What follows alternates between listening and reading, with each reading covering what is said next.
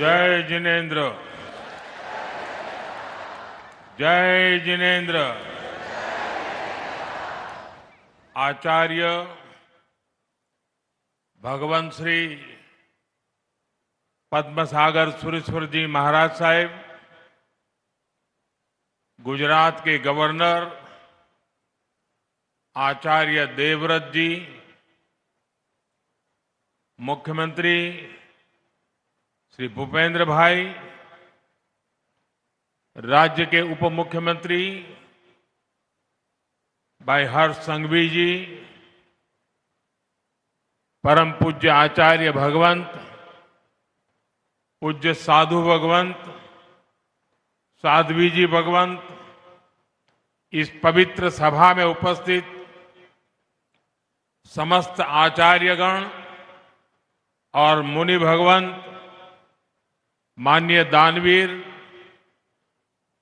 विद्वज्जन, देवी और सज्जनों, आज भगवान महावीर जयंती के पावन पर्व पर मुझे इस पवित्र जैन तीर्थ आने का सौभाग्य मिला है। सर्वप्रथम मैं भगवान महावीर के चरणों में प्रणाम करता हूं। मैं कोबा तीर्थ से सभी देशवासियों को भगवान महावीर जयंती की शुभकामनाएं देता हूं।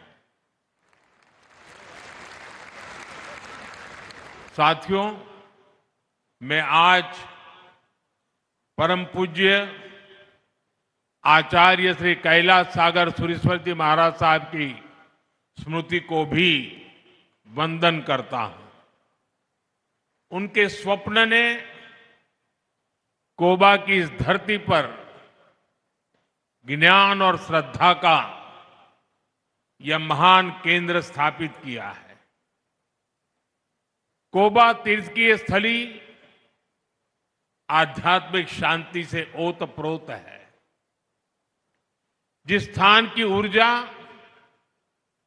ऐसी अलौकिक हो, जिसमें इतने जैन मुनियों की, संतों की तपस्या जुड़ी हो, वहां सृजन और सेवा ये अपने आप प्रस्फुटित और संचालित होते हैं। मैं तो बरसों से देखता आया हूं कि कोबा तीर्थ में कैसे अध्ययन, साधना और संयम की सतत परंपरा चली आ रही है। यहां मूल्यों का संरक्षण होता है, संस्कारों को संबल मिलता है और ज्ञान का पोषण होता है। ये त्रिवेणी भारतीय सभ्यता का आधार है। इस त्रिवेणी को अविरल बनाए रखना ये हम सबका दायित्व है। साथियों, मुझे खुशी है कि हजारों वर्ष की भारतीय विरासत, जैन धर्म का समयातीत ज्ञान, हमारी धरोहरें और उनसे मिलने वाली प्रेरणाएं उन्हें आने वाली सदियों तक अमर बनाने के लिए, उन्हें नए और आधुनिक रूप में अगली पीढ़ी तक पहुंचाने के लिए हमारे संतों ने इस जैन हेरिटेज म्यूजियम की संकल्पना की। आज वो संकल्पना एक भव्य रूप में साकार हो रही है। ये सम्राट संप्रति संग्रहालय जैन दर्शन, भारतीय संस्कृति और हमारी प्राचीन धरोहर का एक पवित्र केंद्र बना है। मैं इस अद्वितीय प्रयास के लिए हमारे सभी जैन मुनियों का, संतों का अभिनंदन करता हूं। मैं उनके चरणों में प्रणाम करता हूं।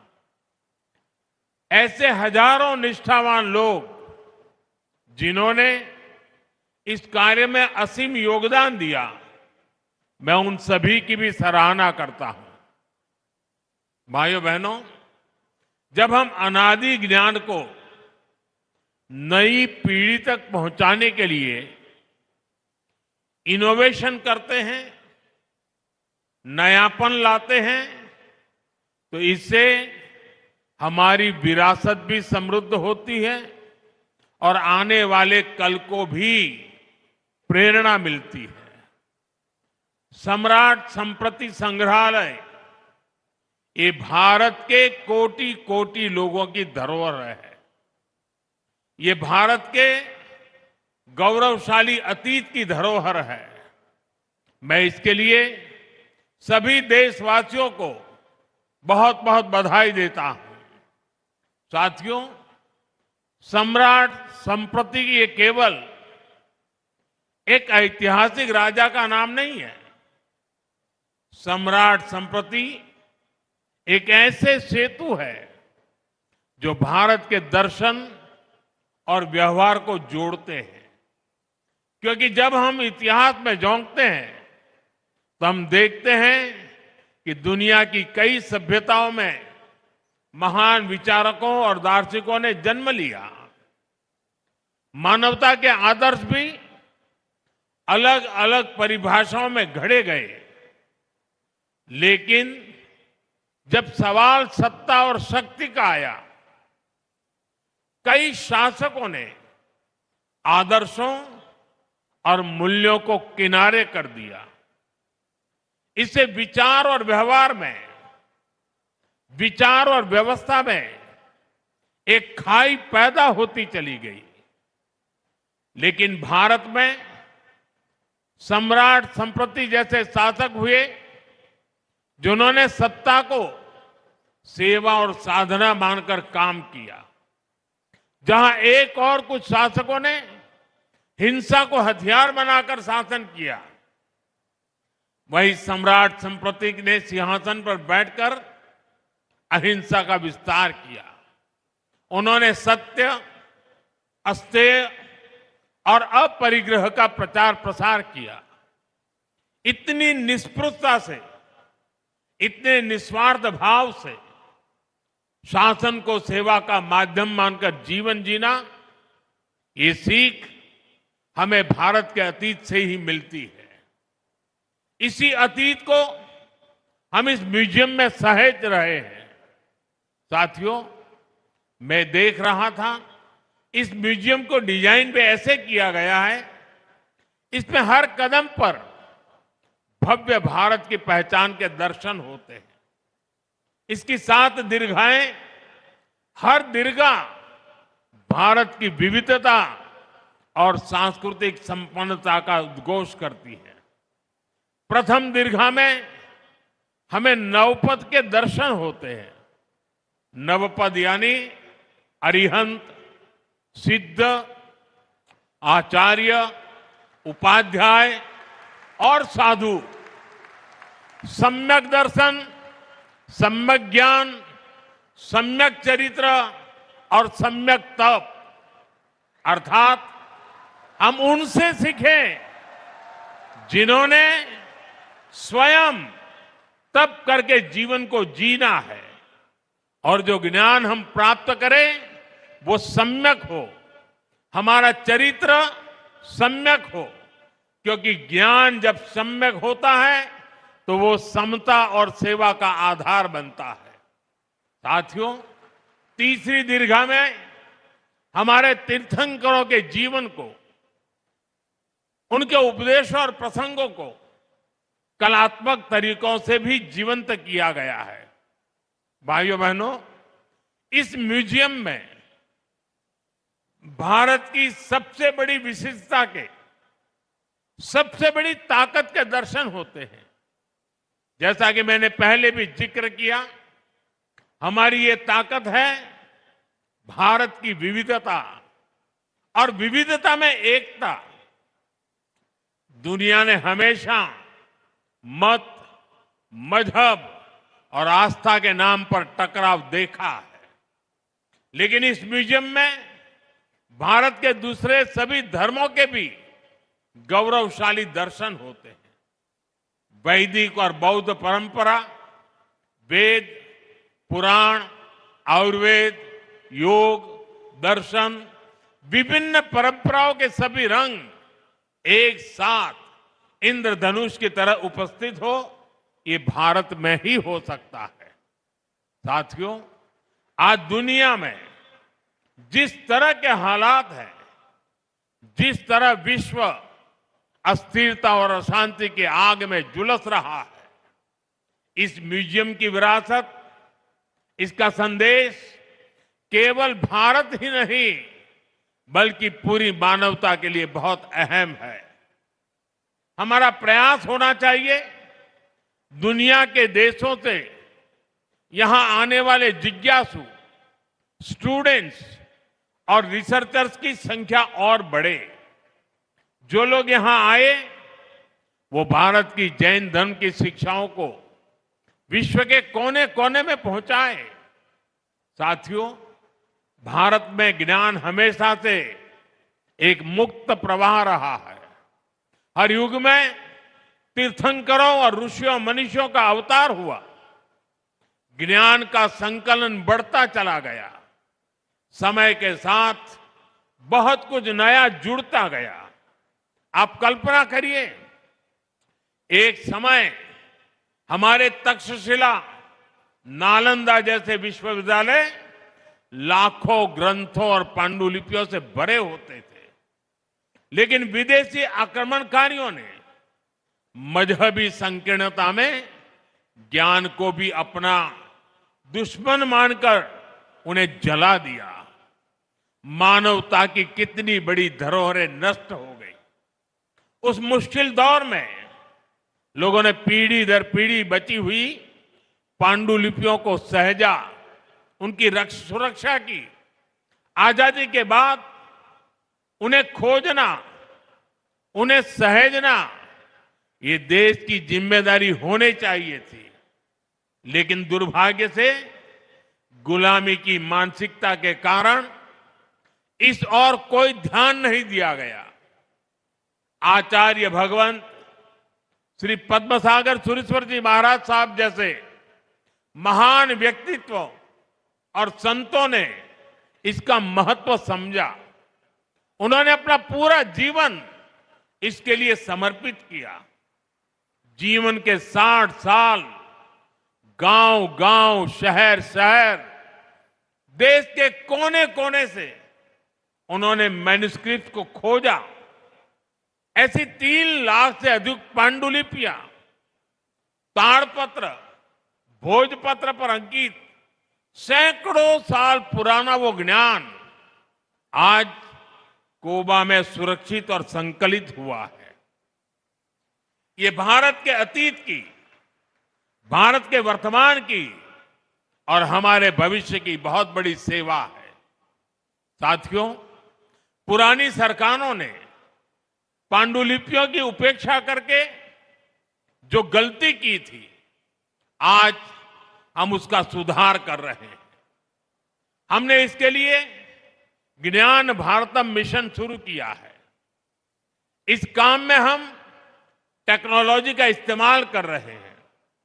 इस मिशन के तहत प्राचीन पांडुलिपियों का डिजिटाइजेशन किया जा रहा है, उनका वैज्ञानिक तरीके से संरक्षण हो रहा है। स्कैनिंग, केमिकल ट्रीटमेंट और डिजिटल संग्रह जैसे सभी प्रयास इस दिशा में हो रहे हैं। इसी रविवार को मन की बात में मैंने विस्तार से जिक्र किया है कि कैसे इस दिशा में एक सर्वे भी शुरू किया गया है। इसमें देश भर से लोग अपने पास संरक्षित पांडुलिपियों को अपलोड कर रहे हैं। ये अभियान देश के कोने कोने में बिखरी पांडुलिपियों को एकत्रित करने में बड़ी भूमिका निभाएगा। साथियों, सरकार के स्तर पर ज्ञान भारतम मिशन और कोबा तीर्थ का असाधारण योगदान, समाज और सरकार के ये साझा प्रयास भारत के नए सांस्कृतिक अभ्युदय का प्रतीक भी है। साथियों, आज देश के कल्चरल हेरिटेज को सहेजने, विश्व के सामने लाने के प्रयास हर स्तर पर हो रहे हैं। पांडुलिपियां और ज्ञान धरोहर के संरक्षण का कार्य तो हो ही रहा है। इसके साथ साथ प्राचीन मंदिरों का पुनरुद्धार, तीर्थ क्षेत्रों का विकास, ऐतिहासिक स्थलों का विकास, आयुर्वेद और योग का प्रचार प्रसार, हर स्तर पर इस दिशा में काम हो रहा है। यहां गुजरात में ही लोथल में विशाल मैरीटाइम म्यूजियम बन रहा है और ये दुनिया का सबसे बड़ा मैरीटाइम म्यूजियम बनने जा रहा है। यहां से 70-80 किलोमीटर दूरी पर है। उधर वडनगर में एक बहुत बड़ा म्यूजियम बना है। वो दुनिया के अच्छे म्यूजियमों में उसकी जगह बन चुकी है। दिल्ली में युगे युगिन भारत म्यूजियम बनाने की भी तैयारी है। आज पहली बार आजादी की लड़ाई के इतिहास को भी समग्र रूप में सामने लाने के लिए सार्थक कार्य हुए हैं। आपको याद होगा, पहले ये काम राजनीतिक चश्मे से होते थे।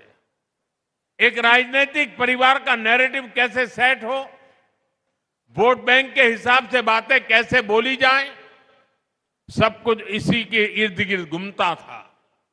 हमने इस मानसिकता को समाप्त किया है। हम सबका साथ सबका विकास के मंत्र के साथ चल रहे हैं। यही मंत्र विकसित भारत के विजन की आत्मा है। साथियों, आप सभी संतगण भारत की विरासत को संजोने का इतना महान प्रयास कर रहे हैं। हम व्यक्तिगत आकांक्षा से ऊपर उठकर समाज और राष्ट्र के लक्ष्यों के लिए काम करते हैं तो देश के विकास को गति और मिल जाती है। इसी भावना के साथ मैं नवकार महामंत्र दिवस पर दिल्ली में हुए कार्यक्रम में भी शामिल हुआ था। इस आयोजन में चारों फिरके एक साथ जुटे थे। उस ऐतिहासिक अवसर पर मैंने 9 आग्रह किए थे, 9 संकल्पों की बात की थी और जिसका उल्लेख अभी हमारे मुख्यमंत्री भूपेंद्र भाई ने भी किया। मैं हर बार आपके सामने वो 9 संकल्प जरूर दोहराता हूं। आज का ये अवसर उन्हें फिर से दोहराने का भी है। पहला संकल्प, पानी बचाने का संकल्प। दूसरा संकल्प, एक पेड़ मां के नाम। तीसरा संकल्प, स्वच्छता का मिशन। चौथा संकल्प, वोकल फॉर लोकल। पांचवा संकल्प, देश दर्शन। छठा संकल्प, नेचुरल फार्मिंग को अपनाना। सातवां संकल्प, हेल्दी लाइफस्टाइल को अपनाना। आठवां संकल्प है योग और खेल को जीवन में लाना। नवा संकल्प है गरीबों की सहायता का संकल्प। और 10वां संकल्प आप सभी ने स्वयं से जोड़ लिया है और वो है भारत की विरासत का संरक्षण। आज का ये कार्यक्रम इसी का प्रतिबिंब है। साथियों, आने वाले समय में हमारे सामने बड़े लक्ष्य हैं। हमें बड़े संकल्पों को पूरा करना है। हमारी एकता, हमारे सांस्कृतिक संबल ही इसमें हमारी ताकत बनेगा। मुझे विश्वास है कि सम्राट संस्कृति म्यूजियम आने वाले समय में इस दिशा में एक महत्वपूर्ण भूमिका निभाएगा। यह ज्ञान, साधना और संस्कृति का एक ऐसा केंद्र बनेगा जहां से नई पीढ़ी को प्रेरणा मिलेगी और समाज को एक नई ऊर्जा मिलेगी। इसी विश्वास के साथ मैं आप सभी को इस महत्वपूर्ण कार्य के लिए एक बार फिर से बहुत बहुत बधाई देता हूं। અને સાથે સાથે બધાને આગ્રહ પણ કરું છું કે મારા સાહેબે તો આ બધું કર્યું, પણ આપણે જોવાનો એ ટાઈમ ના આપીએ કેમ ચાલે? વધુમાં વધુ લોકો અહીં આવે અને જોઈને જતા રહેવું નહીં, જાણવાની કોશિશ કરે, સમજવાની કોશિશ કરે. આ એક અમૂલ્ય ખજાનો છે અને હું ઈચ્છું કે ગુજરાતમાં દરેક પેઢીના લોકો પરિવાર સાથે અહીં આવે, એને મન ભરીને જુએ, જ્ઞાન અને મહાન વિરાસતનું ગૌરવ કરે. અને મારે માટે આજે મહાવીર જયંતિ અનેક રીતે શુભ છે, કારણ કે અહીંયા ગાંધીનગરમાં આવતાની સાથે, ગુજરાતની ધરતી પર પગ મૂકતાની સાથે પહેલો કાર્યક્રમ જડોથી જોડાવાનો, જડ સે જુડના. અને અહીંથી હમણાં સાણંદ જાઉં છું, ત્યાં બીજો કાર્યક્રમ છે જગત સે જુડના. અહીંયા મહાન સાંસ્કૃતિક પરંપરાઓ, ભવ્ય ભૂતકાળ, એની સાથે આચમન લીધું અને સાણંદમાં જઈને વિશ્વની આધુનિકમાં આધુનિક ટેકનોલોજી, ચિપ્સના નિર્માણનું ઉદ્ઘાટન થઈ રહ્યું છે, સેમિકન્ડક્ટરનું ઉદ્ઘાટન થઈ રહ્યું છે. અહીં જડોથી જોડાવાનું, ત્યાંથી જગોને જોડવાનું, અને આ બધું ગુજરાતની ધરતી પર થઈ રહ્યું છે, ભારતની ધરતી પર થઈ રહ્યું છે. આપ સૌને ખૂબ ખૂબ શુભકામનાઓ, ખૂબ ખૂબ ધન્યવાદ. જય જિનેન્દ્ર, જય જિનેન્દ્ર,